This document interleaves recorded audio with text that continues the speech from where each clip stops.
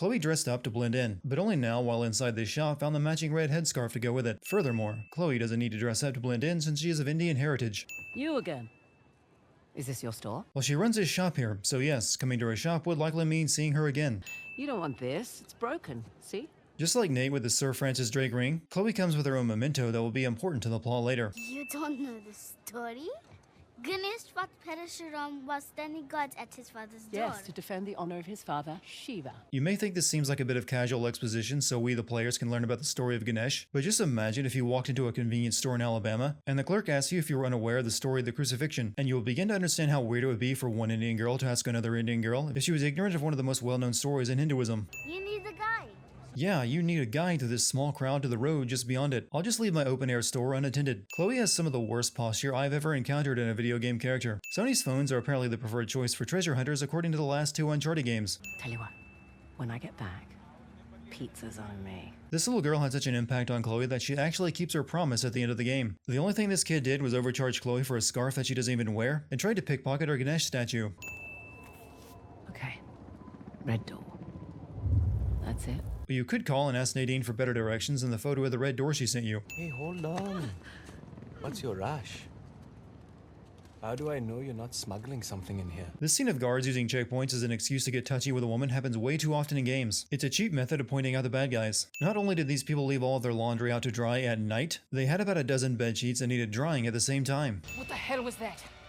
I thought you were a professional. Even professionals can have plans go awry, something you should be well aware of after the last game where everything you planned out went to hell. It took me weeks to track down Asav. Since Chloe can blend in way better than Nadine here in India, and wouldn't be recognized by Asav since she never worked for him like Nadine did, she would have been the better choice to tell us off. It's just another warmonger with no water fight. No, you don't know him like I do. He changes location and routines by the hour. We'd be foolish to take unnecessary risks. At the end of Uncharted 4, Nadine decided that treasure wasn't worth her life and cut her losses. Yet here she is a short time later risking her life by stealing from a warlord to find the tusk of Ganesh. I see that the guy who paints climbable ledges with white paint still has his contract with the series. Nadine Ross. What a pleasant surprise. Your reputation precedes you, cliché. Once again, every new character in an Uncharted game is already familiar with every other character. This level of small world syndrome is statistically unlikely. And the only chance you have of even narrowing down its location is to find someone who can help you crack this artifact. As it will turn out, figuring out that disc is so easy I'm surprised Asav hasn't managed to do it on his own by now. Considering that Chloe's real objective is to rescue Sam who Asav is holding captive, she didn't even need to steal this disc. She only needed to find where Asav is keeping Sam. But for whatever reason, she prioritized finding and taking the disc. Shoot them. Throw their bodies in the river. Finally, an actual intelligent Uncharted villain. However, he probably should have taken the disc back from Chloe before giving the kill order. It means you let Asav get the jump on us. I'm starting to wonder whether you're worth the 50%. No, she didn't. Asav just showed up. She could neither have stopped nor predicted that. Fair warning.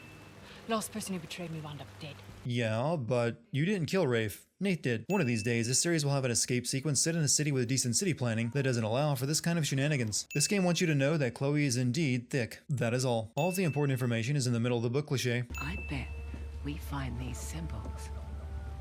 We find the tusk. That logic is equal to saying, if we find some crosses, we find the Holy Grail. You are discussing some very well-known Hindu gods and their symbols. You are doing yourself no favors by making this sound easy. You're like my dad. For that, Hindu myths were his thing. Might have rubbed off. You must be proud. And with that statement, Chloe just set herself up for some unfulfilling dead parent backstory drama. Once again, the Uncharted series completely glosses over the fact that these ruins have remained untouched for centuries despite how easy they are to spot from a distance. Didn't take you for an archaeologist. That would be my dad, actually. Is it her dad's birthday or something? Is that why she keeps bringing him up when this never weighed on her mind before? It's a lot of ground to cover. True, but unlike your boy Asav, we've got an advantage. The 3 symbols. Knowing those 3 symbols doesn't convey that much of an advantage. All it does is point you towards the only 3 locations that stand out. Where else is Asav going to send his men but to those same locations? To open the gate to the Hoysala capital, Chloe and Nadine have to use the disc to activate 3 water valves, and Asav has to wait for them to open it for him since he doesn't have the disc. It needs pointing out that Asav has a helicopter. He could easily bypass the gate altogether while Chloe and Nadine wasted time solving puzzles. Somehow this valve activates a door over a mile away. The Hoysala Empire existed between the 10th and 14th centuries. Not exactly a time when people were capable of building mile-long mechanisms that still work centuries later. Guess it's good I've got an archaeologist's daughter with me. Like running an army, huh? That's a big responsibility. It's my father's company. He retired, I took over. This conversation, along with most of Chloe and Nadine's moments, are one big FU to the Bechtel test. You would think 2 self-made independent women could find something else to talk about other than their fathers. What you should know?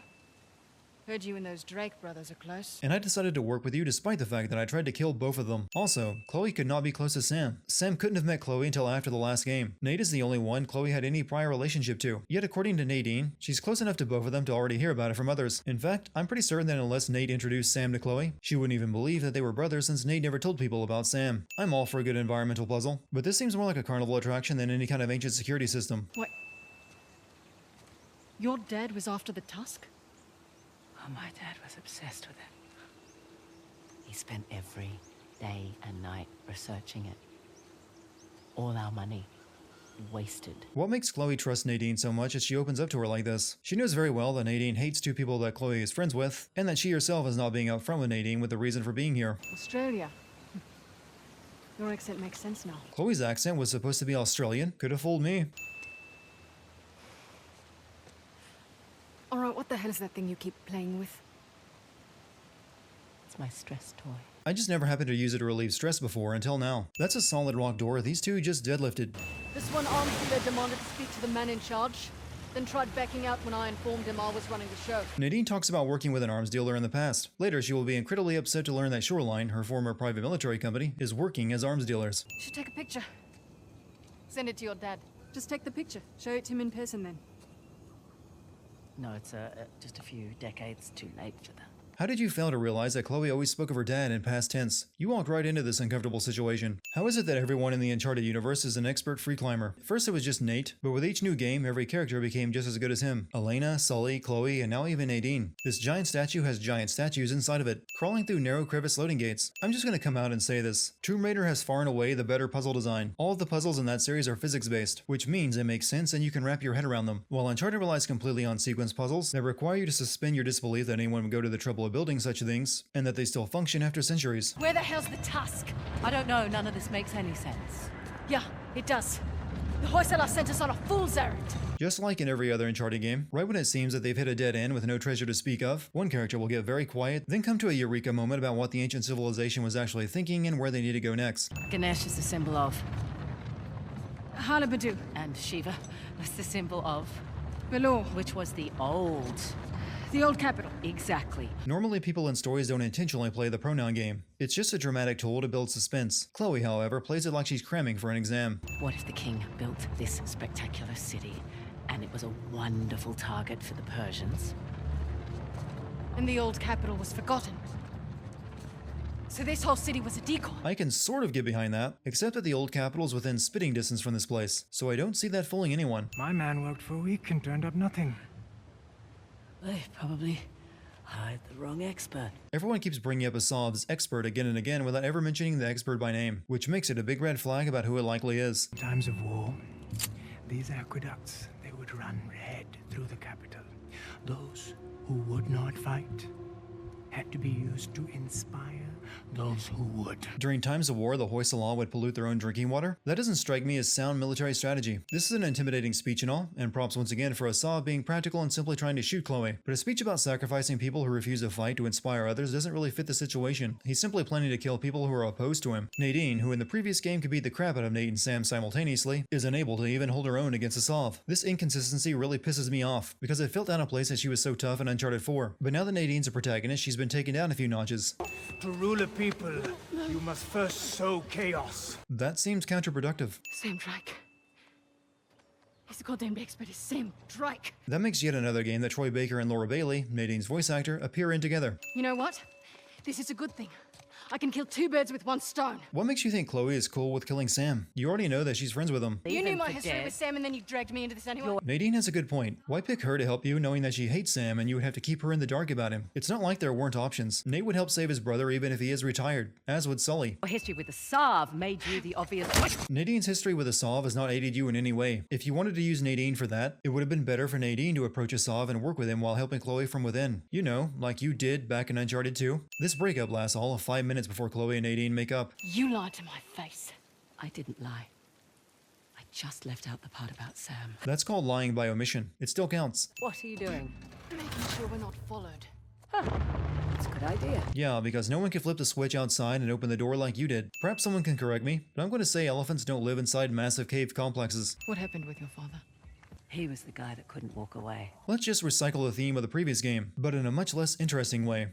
Listen, Fraser, you don't have Even the elephant grew tired of that backstory. It only took them 5 games, but Naughty Dog finally made a lost city that could conceivably remain hidden since it's inside of a cave. I like to think me bringing up that sin every time had something to do with it. You know, it's not every day you get to see a totally hidden city that nobody else has seen for centuries. Not only is that incredibly common in the series, this isn't even your first lost city, or Nadine's. apart from Asav.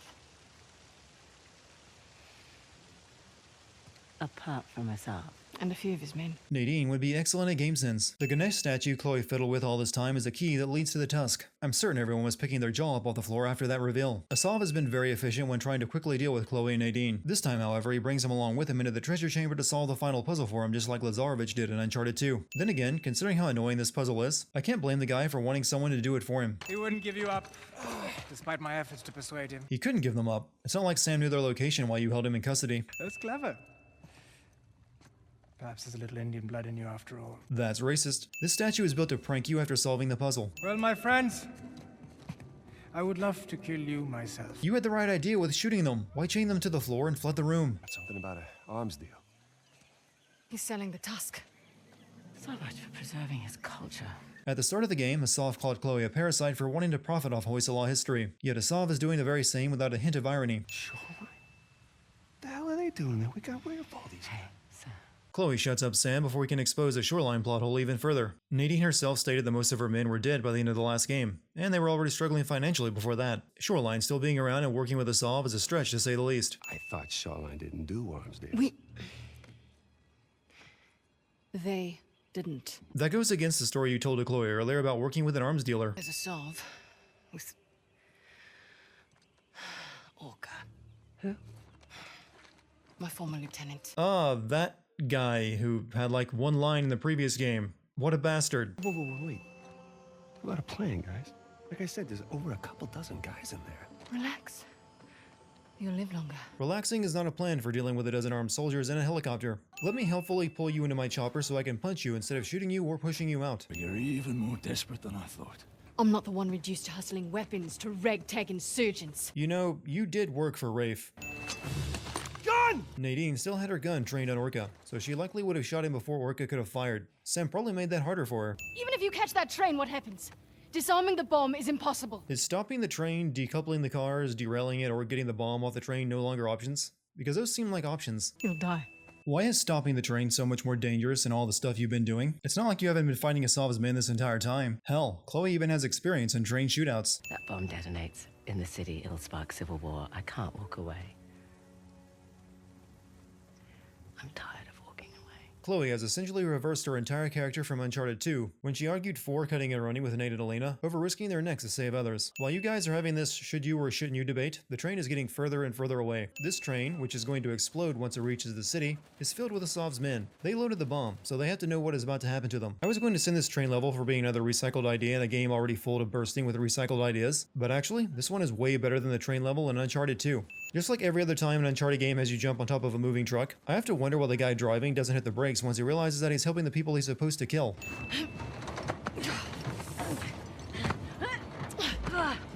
It's too heavy. These two don't understand how cargo straps work. Just undo the latch and the straps will loosen and let you move the bomb. Apparently the Indian government has cut back on infrastructure spending, allowing this huge trestle bridge right outside the city to remain destroyed. I could have thrown you over the side just now, but instead I'll walk you over here where I can throw you safely onto the next car. Chloe and Nadine traveled the entire length of this train from the caboose to the engine, and Asav wasn't on it until just now. But you two are a special breed of mongrel.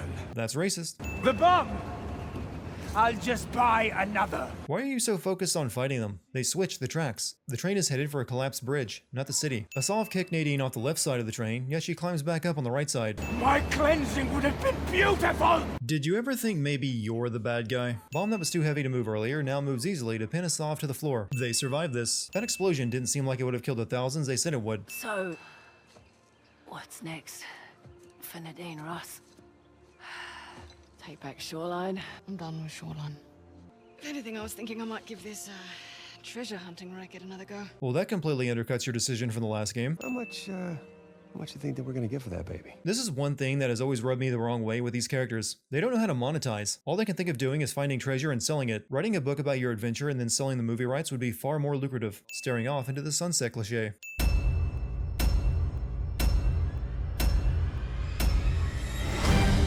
Victor goddamn Sullivan.